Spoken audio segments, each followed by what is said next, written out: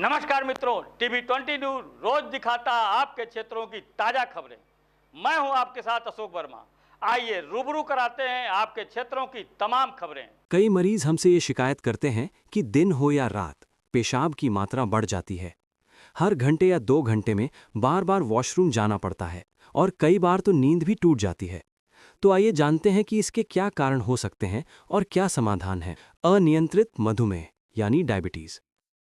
तो सबसे पहला चीज कि आपको जितना हो सके अपनी ब्लड ग्लूकोज के स्तर को या मधुमेह वाली बीमारी को उतने अच्छे ढंग से कंट्रोल करके रखना है। अगर आप डायबिटिक पेशेंट हैं, अगर आपकी डायबिटीज या मधुमेह की बीमारी कंट्रोल नहीं चल रही है, तो इसका ऑस्मोटिक असर होता है शरीर के अंदर, जिससे पेशाब की मात्रा काफी बार बढ़ जाती है। मूत्र संक्रमण।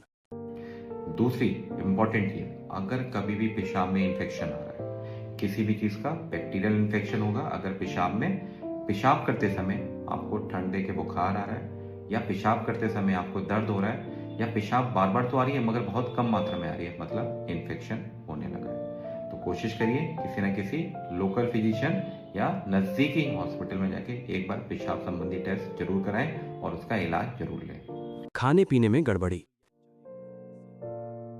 तीसरा, अगर आप अल्कोहल या फिर कैफीन, जिसमें खासकर चाय या कॉफी का सेवन ज्यादा करते हैं, तो पेशाब की मात्रा काफी हद तक बढ़ सकती है। अगर आप कैफीन का ज्यादा प्रयोग कर रहे हैं तो हो सके तो इसको जितना ज्यादा कम कर सकते हैं उतना ही अच्छा रहेगा। गर्भावस्था के दौरान। चौथा, प्रेगनेंसी के समय कई बार पेशाब की मात्रा बढ़ जाती है, मगर ये चिंता का कारण नहीं है। जैसे ही डिलीवरी के बाद पेशाब की मात्रा कई बार आपकी फिर ठीक होने लगती है। कुछ दवाओं के दुष्प्रभाव।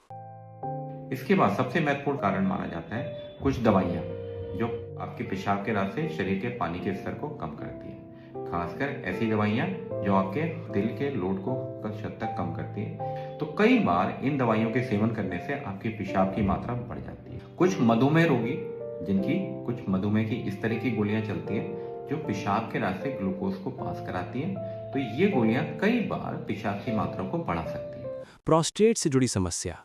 अगर प्रोस्टेट की दिक्कत रहेगी तो हो सकता है रात में आपको कई बार पेशाब जाना पड़े, पेशाब की धार में हो सकता है बदलाव हो जाए, हो सकता है पेशाब करते समय आपको जोर लगाना पड़े, हो सकता है पेशाब बार बार टपक टपक के आने लगे। प्रोस्टेट एक पेशाब के ऊपर की गठान होती है जो पेशाब की धार को संभालने का काम करती है। तो इसके लिए आपको एक बार यूरोलॉजिस्ट से या पेशाब वाले डॉक्टर से संपर्क जरूर करना है। रीढ़ की हड्डी की समस्या।